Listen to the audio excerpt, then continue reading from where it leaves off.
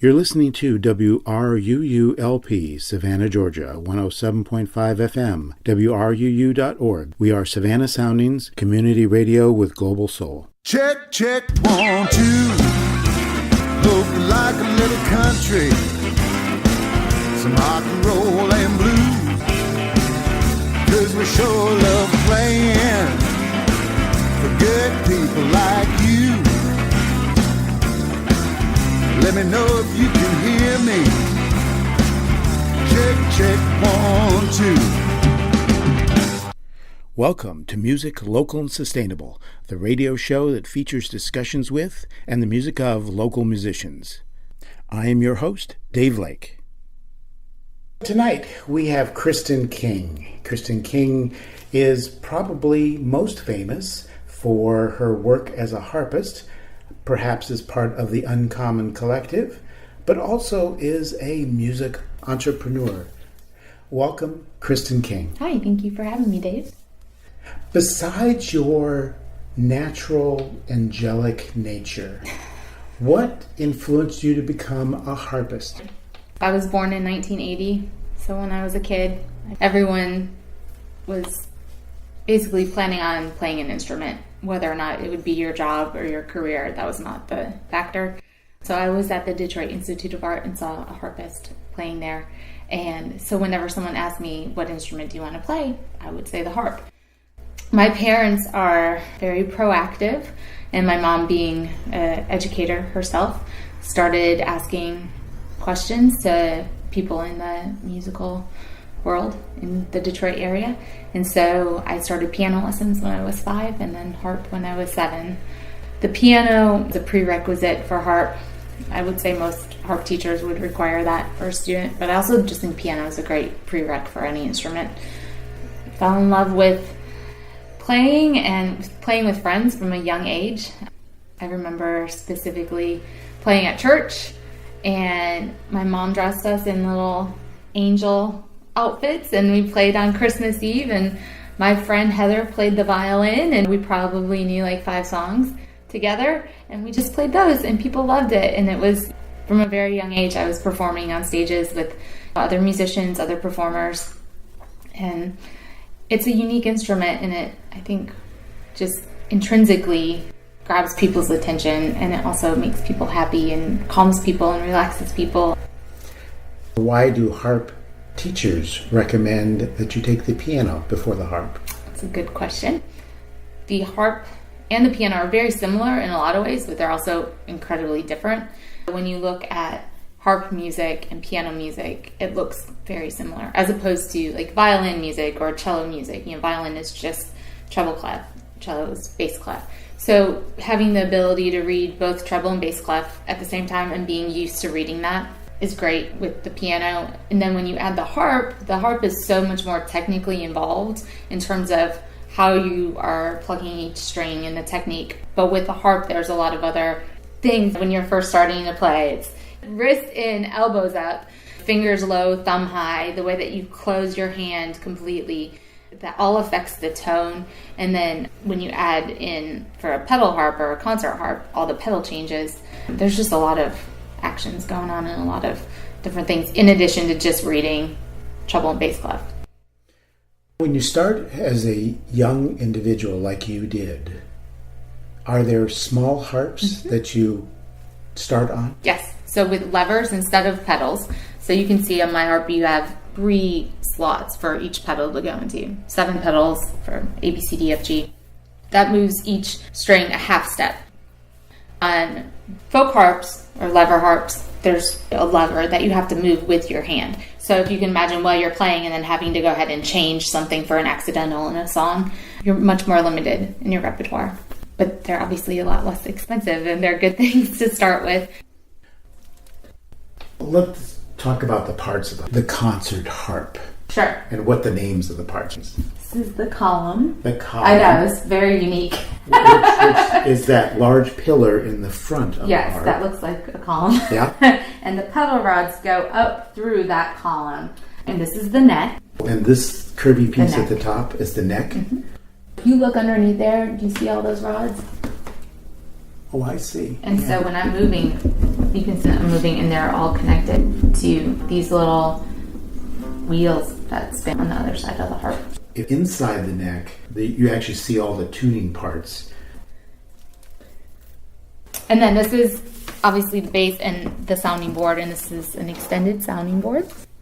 This is the bass where the pedals are? Mm-hmm.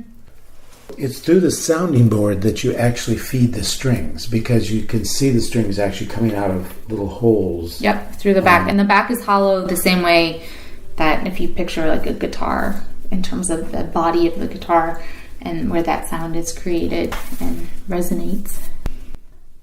And all the red strings are C's and all the black strings are F's.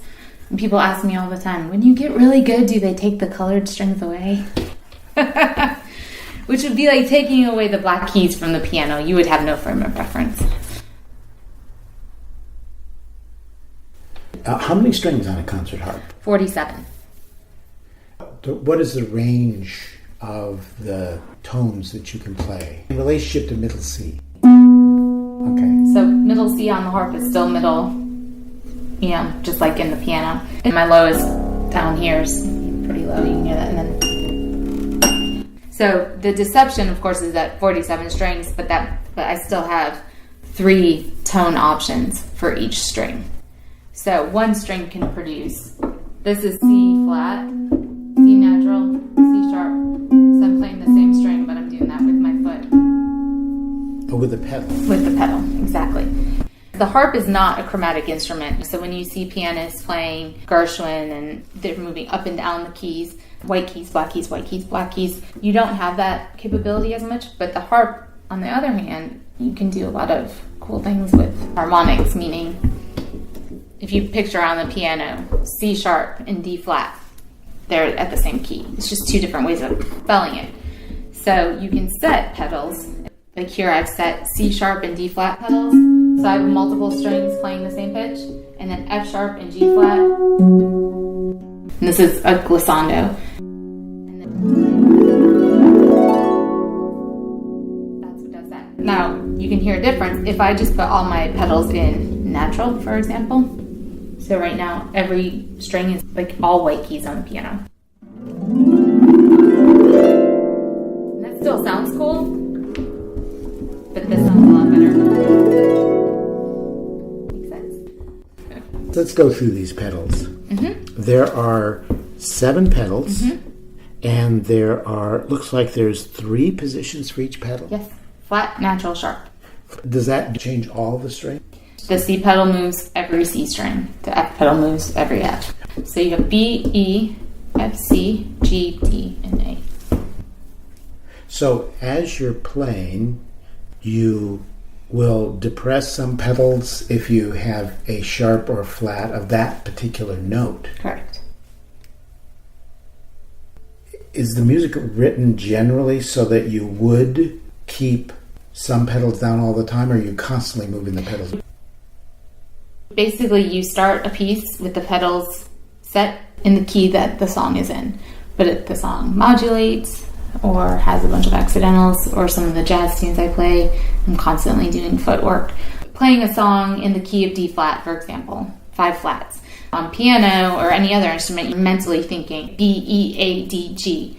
Those are all flatted. So whenever I see them in the music, those need to be flat. With the harp, you can just set those 5 pedals in flat, and then you're off to the races, and you're playing it the same way as if you were playing in the key of D, which is just 2 sharps.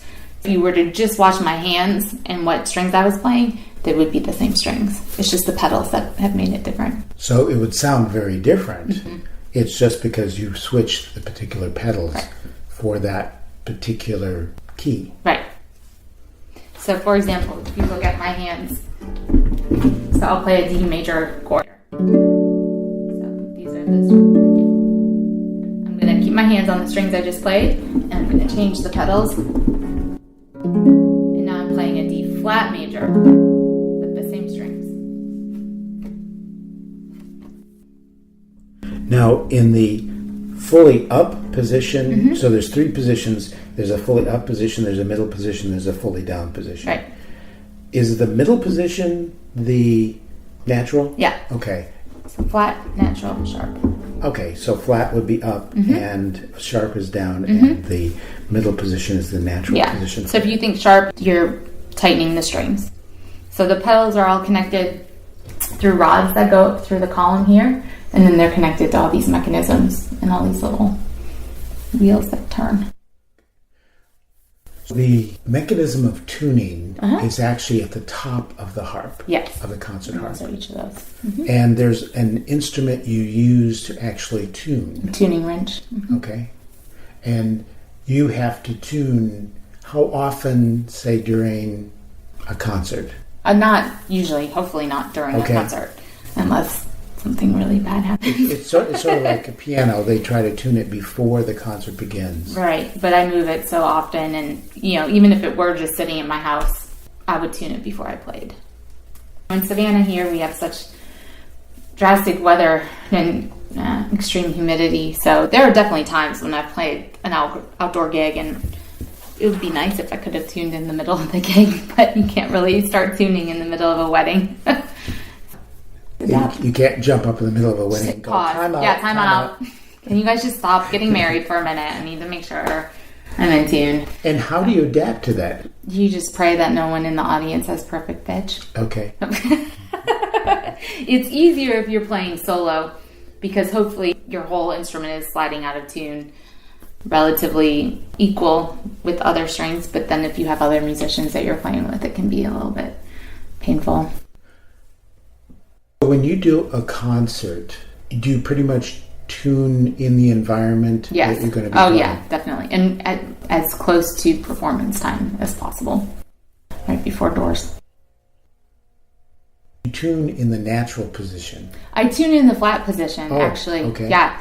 So being flat is always a little bit more painful than being a little bit sharp. I would always rather err on the side of a little bit sharp as opposed to flat. So I tune with them all in flat.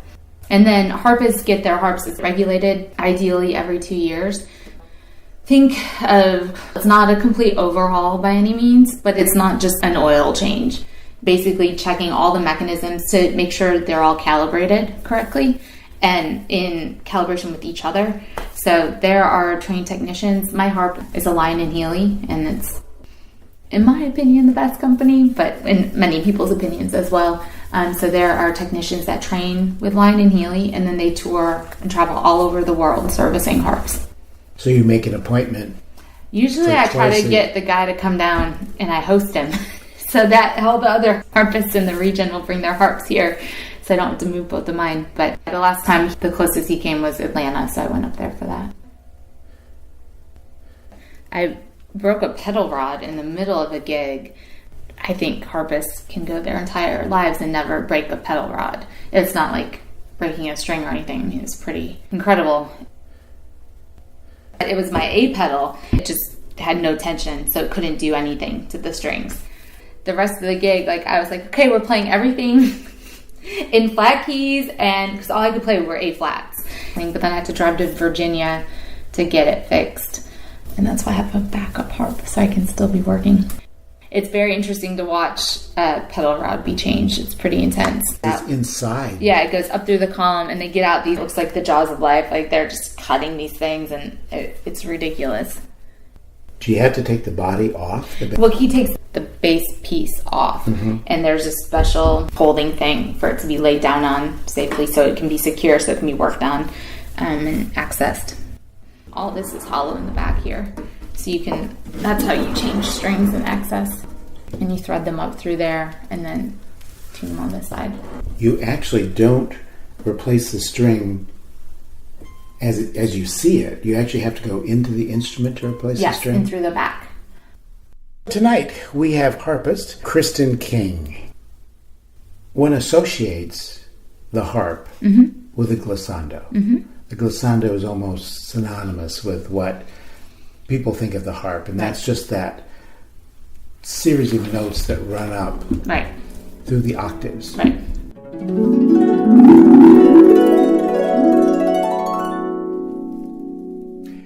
What are some of the other techniques that really are unique to the harp? Harmonics. I don't know if they're unique to the harp necessarily, but because you do harmonics with other instruments. On the harp, a harmonic is played, and when you're playing in the left hand or bass strings, you do this opened palm position. And so that's, creates a pitch that's an octave higher, but played on the string. And then in the right hand, it's a different position and a different technique, but every harp is a little bit different, and you have to play around and find that sweet spot. So if I play it lower here, it's not going to do it. So up here.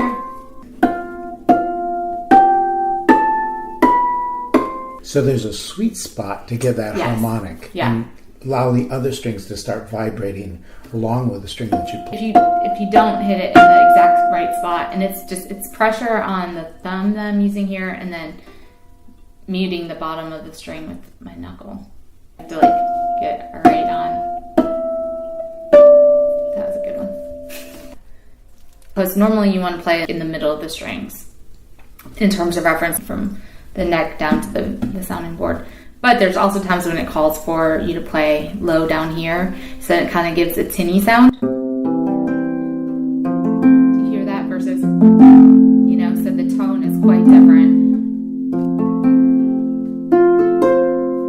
So very flat sound versus the ringing. Yeah, exactly.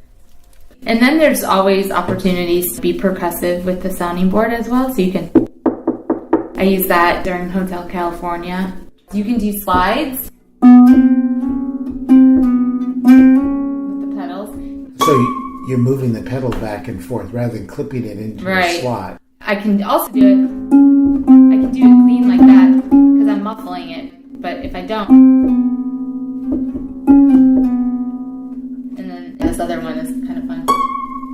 When you press on the string above the mechanism, but before where the tuning peg, and it gives that spooky, ghostly sound. So it's kind of fun.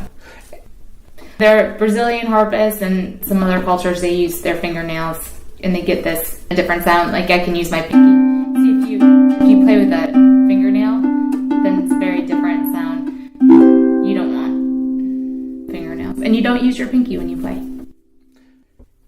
I noticed that when you play with the left hand, you lay the palm against the strings. Sometimes. Oh, sometimes. Yeah, not always.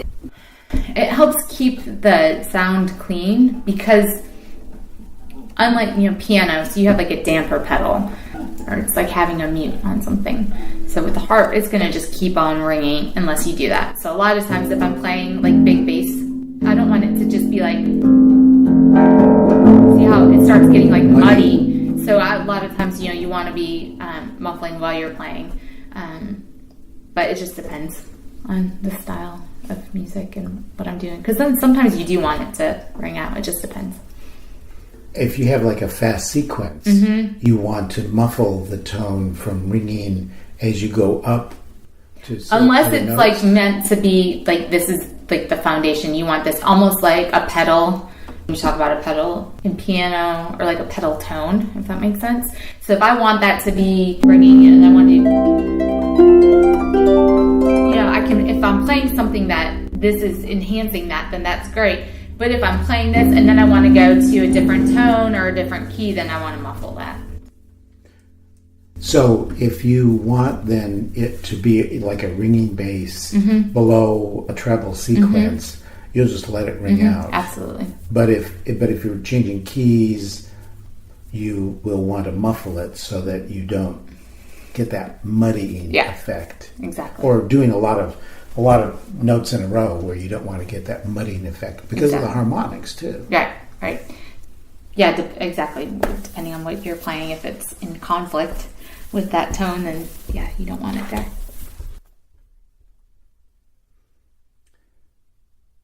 When you're playing with your right hand, it seemed to be that you were more with arched fingers and arched hand rather than with definitely with the palm against it. No, you don't. So you use your left hand for all that muting and palming. Or if I want to mute the whole harp, then I'll mute with both hands like this. But otherwise, you don't. And they don't ring as much. I mean, they ring, but they don't continue vibrating as much as the bass wire strings.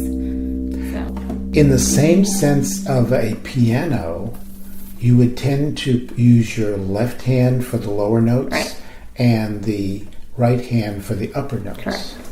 Completely the same. So if I take my hands off the harp and go sit down at a piano, same thing. Probably one of the reasons why it's good Yes. to play the piano. Yes, absolutely.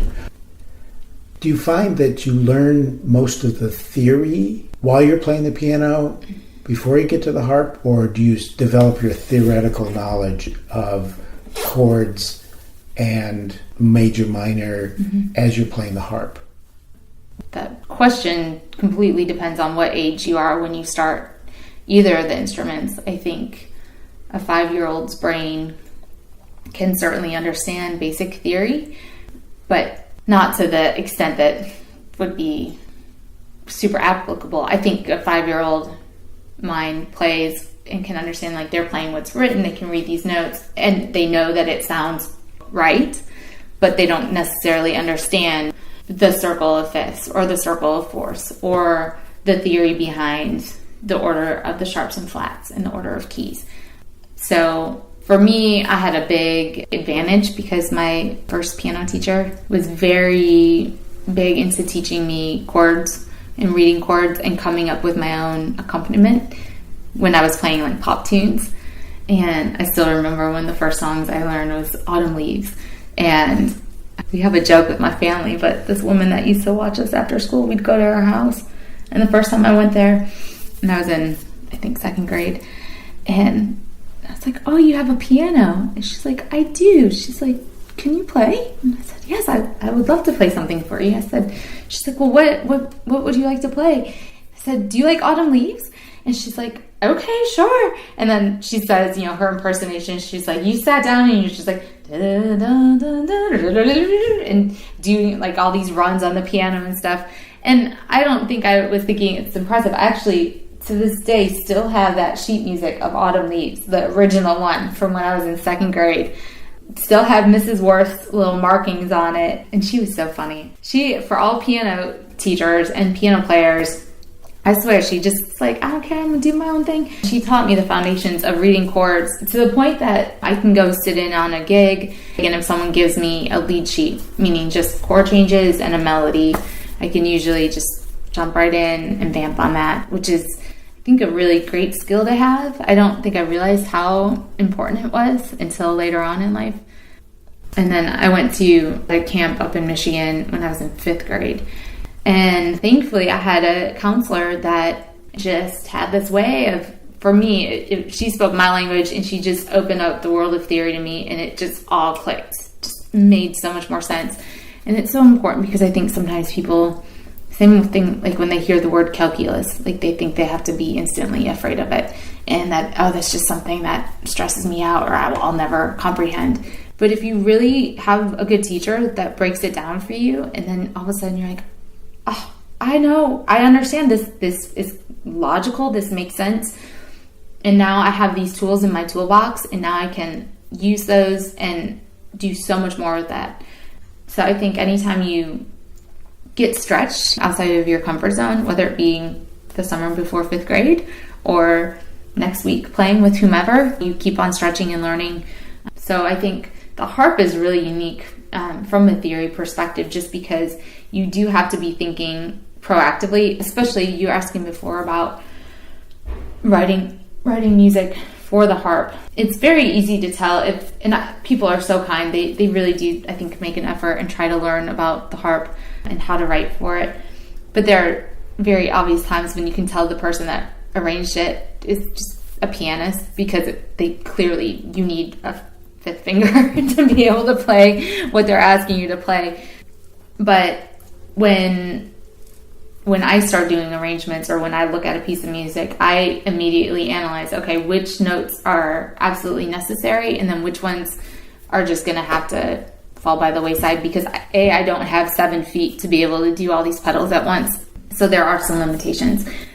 If you can do pedal changes to measure earlier before they're needed, because you need your foot to be able to do something else in that measure. So you kind of problem solve the music, and it's kind of fun. So let's talk a little bit about your music entrepreneurial activities. Okay. The New Arts Ensembles. That came about working with Ricardo after the symphony had closed. Right. And it was his brainchild. He was working as the operations manager for the symphony. And he was fielding a lot of phone calls in the office. Someone would call and say, hey, my daughter's getting married. I need a string quartet. And he saw that they were just giving out names and phone numbers.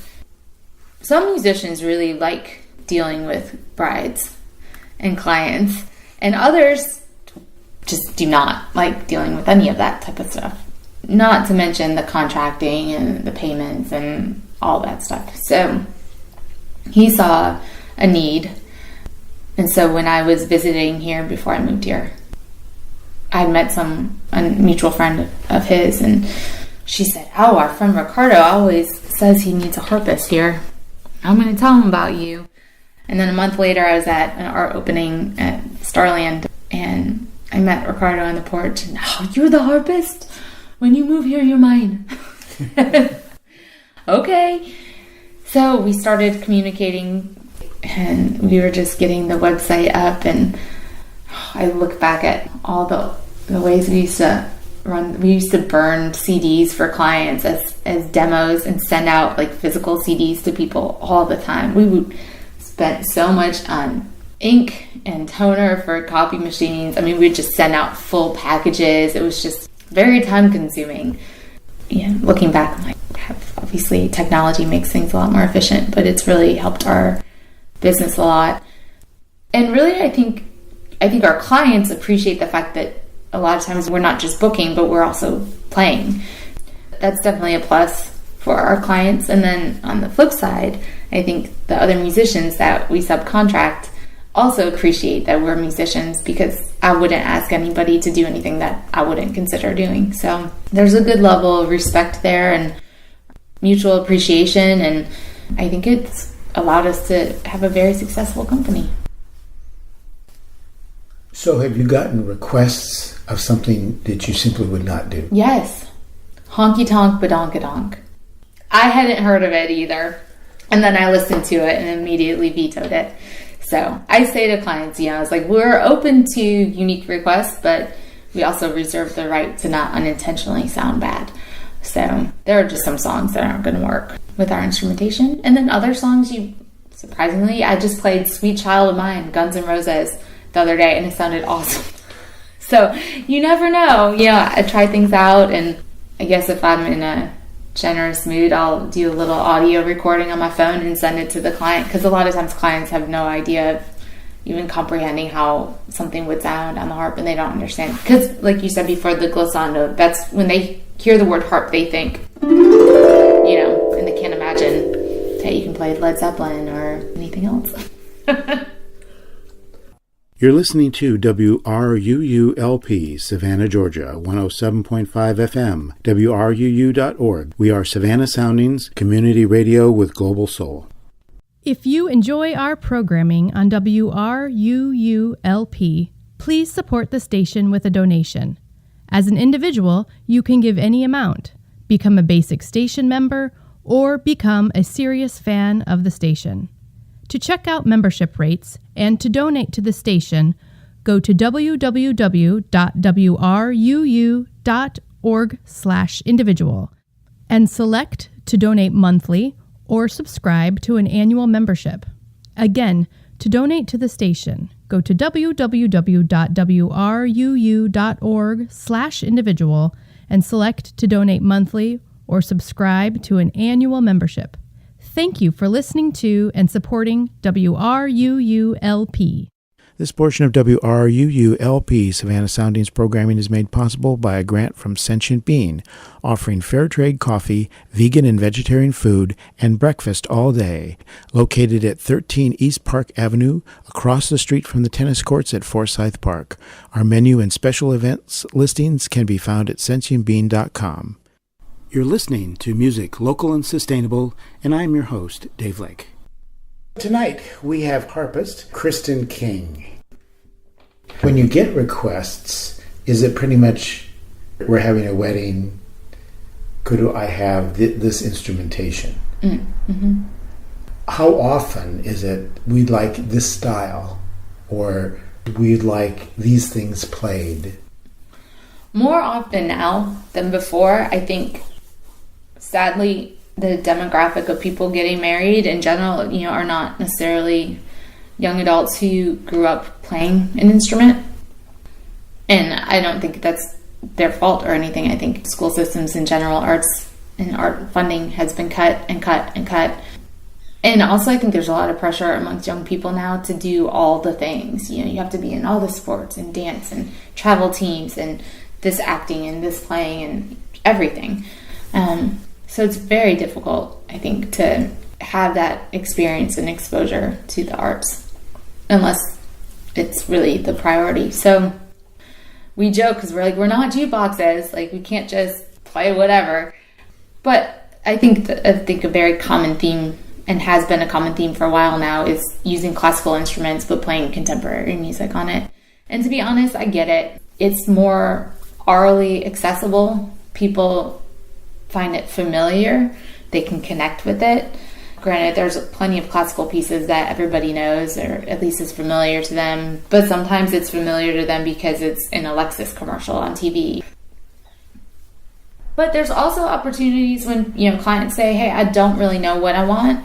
Can you give me some ideas? And then that's where that psychology degree comes in, because it's the calculated epiphany, and you get the client to feel like they're making the decision, but you're really coaching them and educating them, steering them in a direction that will be the best choice given the instruments that they want and given what they've told you about what they're envisioning for their wedding or their event. They still feel like they're being empowered to make the decision themselves. So calculated epiphany. Yeah.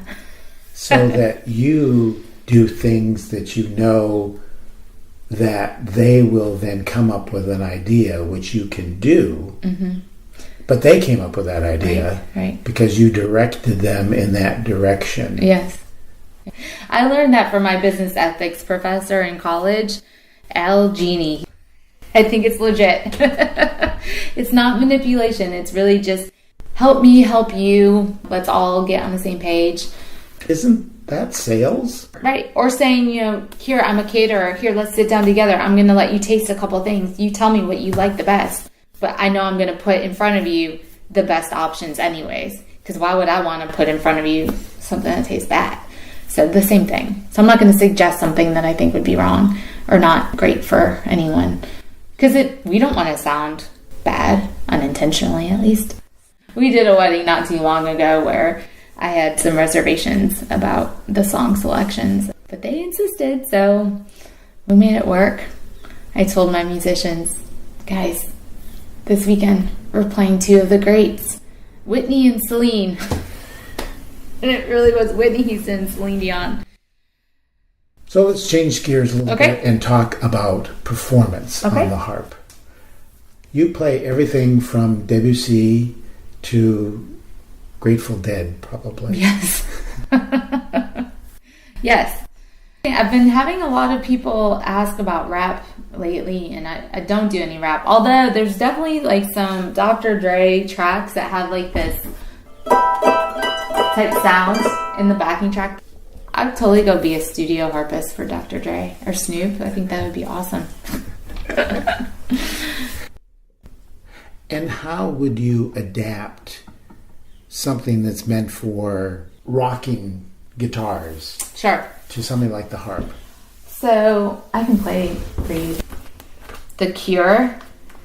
They have that song Just Like Heaven, and it's a great tune. And so one of the ways I adapt is I slow it down a little bit and then just figure out what rhythmically I want to be a priority.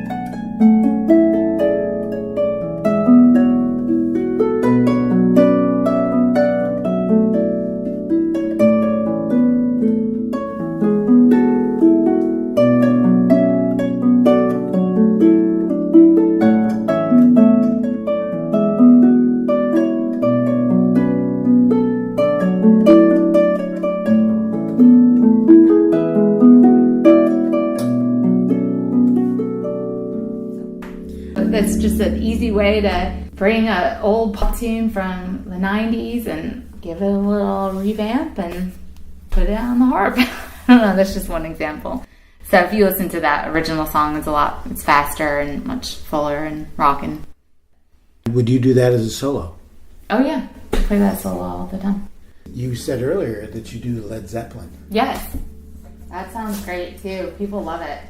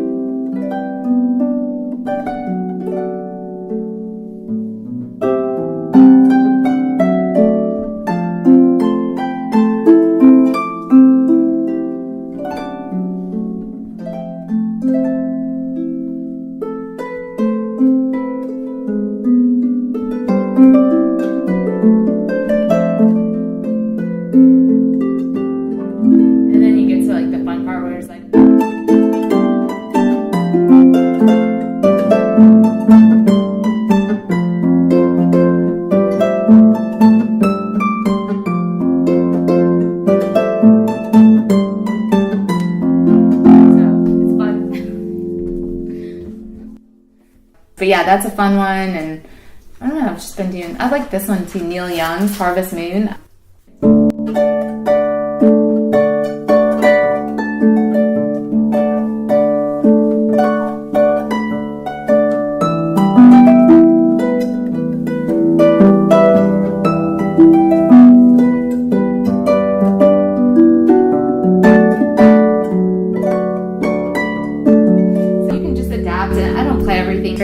Sometimes I swing stuff. I'm trying not to take all of it too seriously at all, and people connect with it, and it's fun.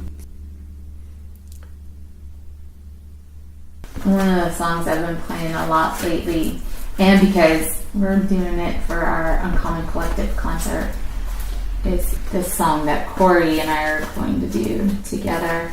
And Corey will be doing the mandolin. Corey on mandolin, right? And so this is a song that he actually does solo anyways, so I thought it would be fun for him to sing on it. And this is one of those jazz songs that if you just watch my feet the whole time, you'll realize how many pedal changes happen when you adapt for a jazz song.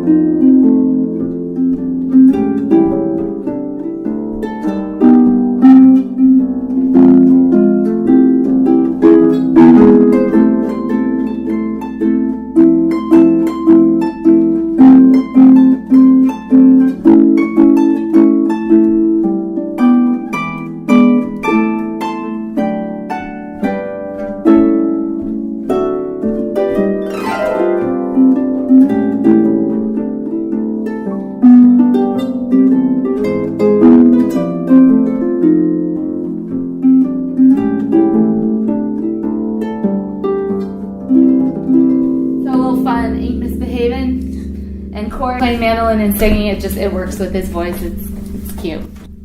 That'll be fun. Well, speaking about the Uncommon Collective, yeah, that's coming up this Saturday, December 9th. Correct.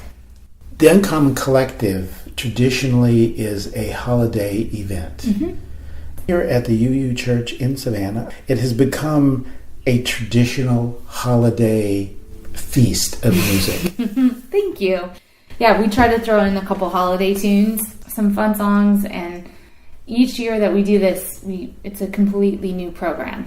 So new arrangements, new songs. We try to touch on all genres, or as many genres as we can. and stylings as well. If you walk away from that concert and say, I didn't connect with any of those songs, I would be quite surprised.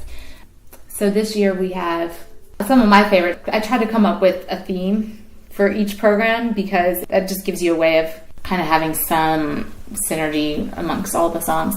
So this year's theme is inspiring measures, and kind of a play on the measures of music as well. So songs that are inspiring in different ways. So we are doing Up to the Mountain. It's a Patty Griffin song, and it's beautiful. Or there's this great song called Sweet Inspiration. Our holiday tunes are fun.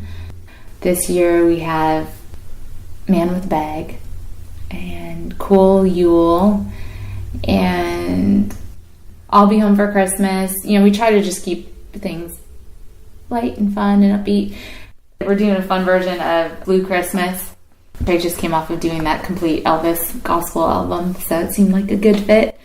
And we're doing like Garth Brooks' The Dance. Of course, that has a local connection as well, because Tony Arata actually wrote it. Yeah, that's right. And he's from here. Oh, I didn't know that. Grew up in the Savannah area. Huh, I did not know that. Yeah. Wow.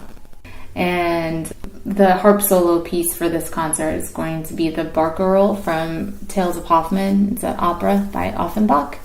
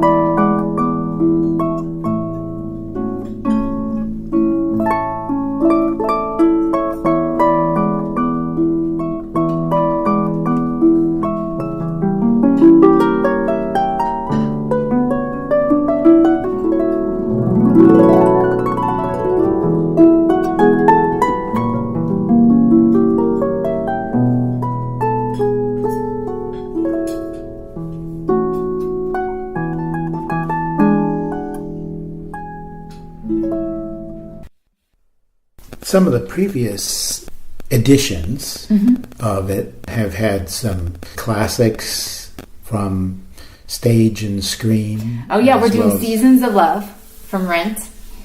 That's one of Trey's favorites. I asked each musician to maybe contribute something that inspired them personally. And JJ is doing a wonderful version of His Eyes on the Sparrow. We just added a Traveling Wilburys song. I thought that was apropos considering we lost Tom Petty this year. So that's going to be a really fun addition. And I can't tell you all the songs because then you won't come. But tickets are available now, so it's a 7 o'clock show on December 9th. The Uncommon Collective. Why don't we just run down the artists? Sure. Corey Chambers on mandolin from City Hotel. It's his bluegrass band. And the Corey Chambers Jazz Band. And the Corey Chambers Jazz Band, that's right. Trey Gurley, JJ Collins, and Mark Chesnow on bass, and Bill Smith on guitar, and myself on harp. Mark on bass is so diverse with his stylings because he can do classic bowings, but he can also rock out and do like the rockabilly slap, you know, that's great. And Bill Smith there are no words. Bill, you're like, do this. He's like, okay. And he just crushes it. He's amazing. Actually, some of my fondest memories come from previous editions of the Uncome Collective. Thanks. And the classic conversational Christmas song, Baby, It's Cold Outside. Baby, It's Cold Outside. Yeah, and Trey changing the lyrics to say there's no Ubers to be had. I know, I loved it. That was great. It was one of my favorite moments too, actually.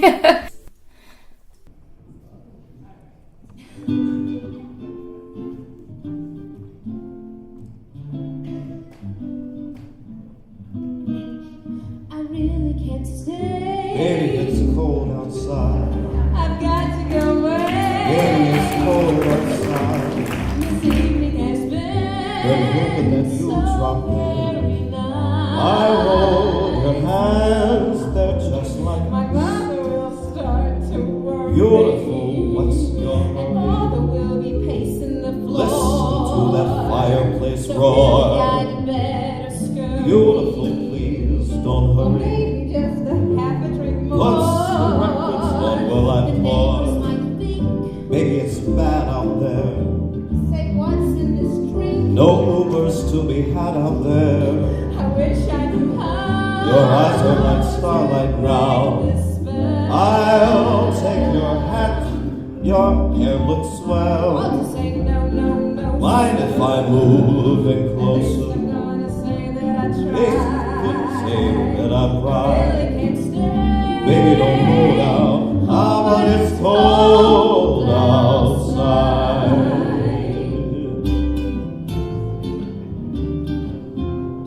That's so cute. I simply must go. Baby, it's cold outside. The answer is no. Baby, it's cold outside. The welcome has been So lucky that you so dropped in. nice and warm. Look out the window at the My sister storm. will be suspicious. Gosh, your lips look My delicious. brother will be there at the door. I'm not worried about it, brother. My maiden aunt's mind is vicious. Gosh, your lips look delicious. Maybe just a cigarette more. Never such a blizzard I've got to get before. home. Baby, you'll freeze out there.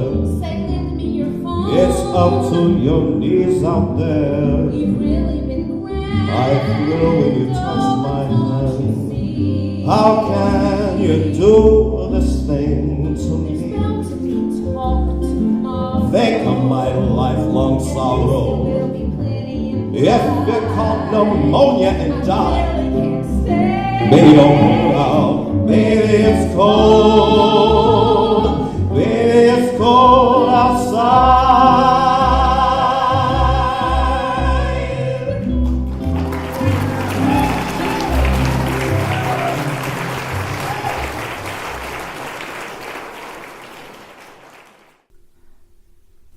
Last year, yeah, our opening song, Never Been to Spain, that Three Dog Night song.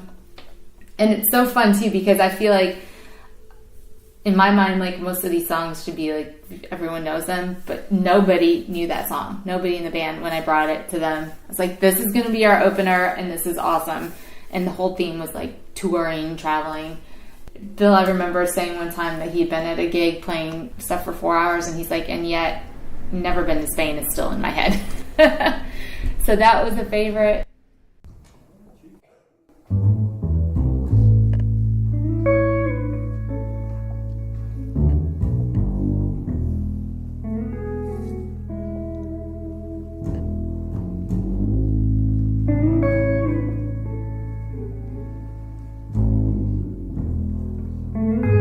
Well, I ain't never been to Spain, but I sure do like the music. They say the ladies are insane, and they sure know how to use it. Oh, they don't abuse it, never gonna lose it, but I can't refuse it. Well, I've never been to England,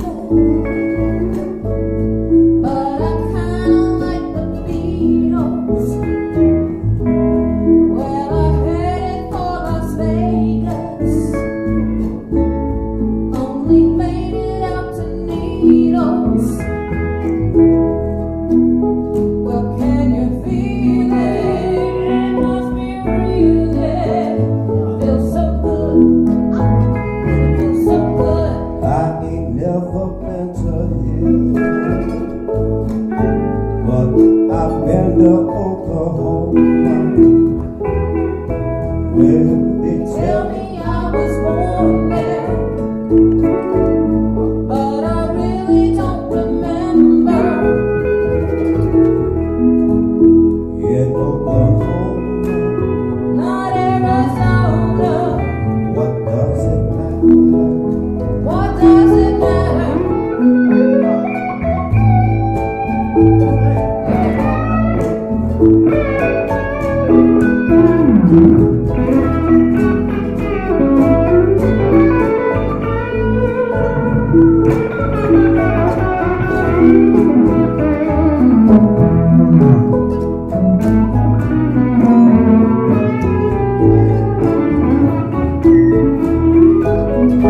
I ain't never been to Spain,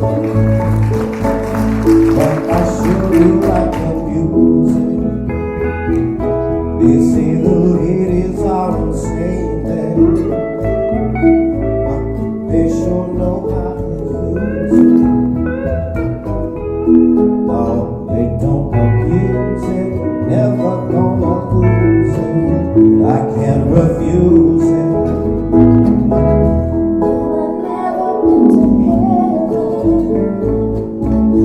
But I've been to Oklahoma. They tell me I was born there, but I really don't remember. In Oklahoma, Not Arizona. what does it matter? Oh, what does it matter?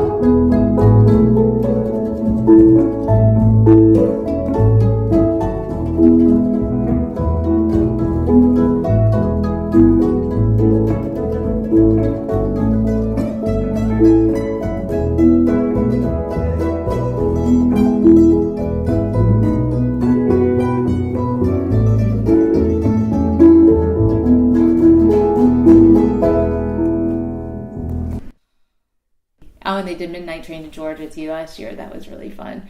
And Trey acting all theater-ish with his jazz hands and stuff. And This one's fun because I get to have one pick.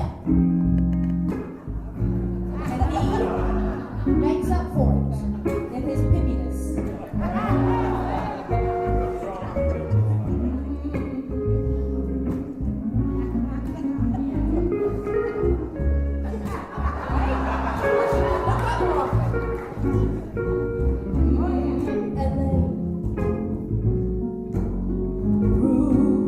Too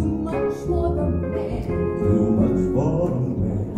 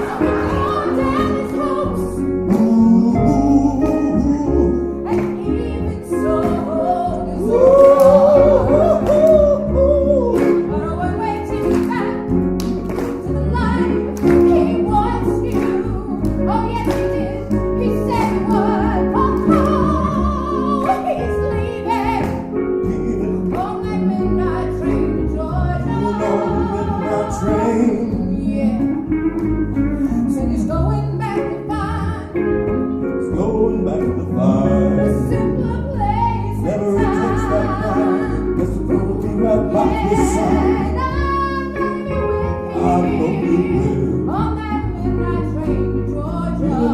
Midnight train to Georgia.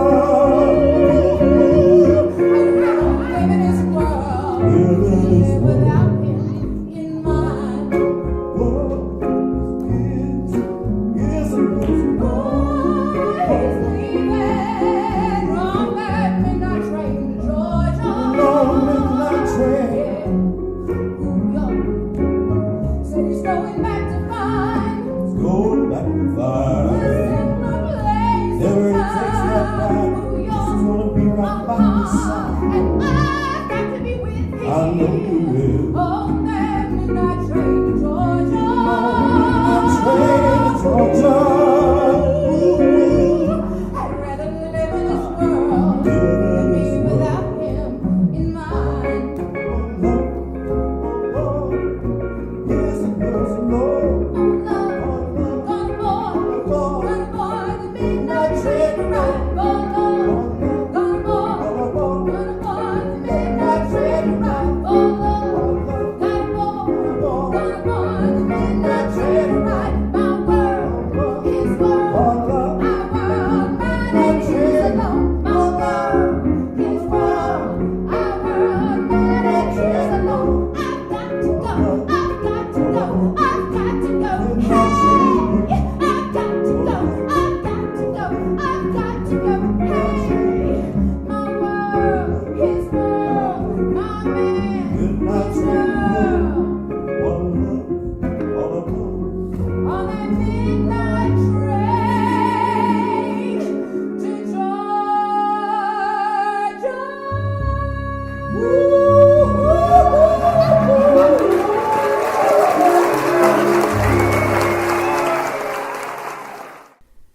Yeah, those are some of my favorites. And so that's this coming Saturday, December 9th, at what time? 7 o'clock. 7 o'clock, and that is at the Unitarian Universalist Church in Savannah. And the Yeah. acoustics there are so great. We love performing there. It's wonderful. And there's the nice reception afterwards, and you can hang out with the artists and drink some wine and have some appetizers, and it's great. Yeah. Well, tonight we've had Kristin King talking about a variety of things that she's doing, and I want to thank you so much for being a part of Music Local and Sustainable. Thanks, Dave. I appreciate it, and appreciate all you do for the music community here. It's wonderful. This has been another edition of Music Local and Sustainable, and I've been your host, Dave Lake. Save this time for another show next week. Well, I know we ain't headed for the Hall of Fame.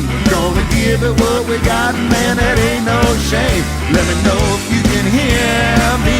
Check, check, 1, 2. Let me know if you can hear me. Check, check, 1, 2.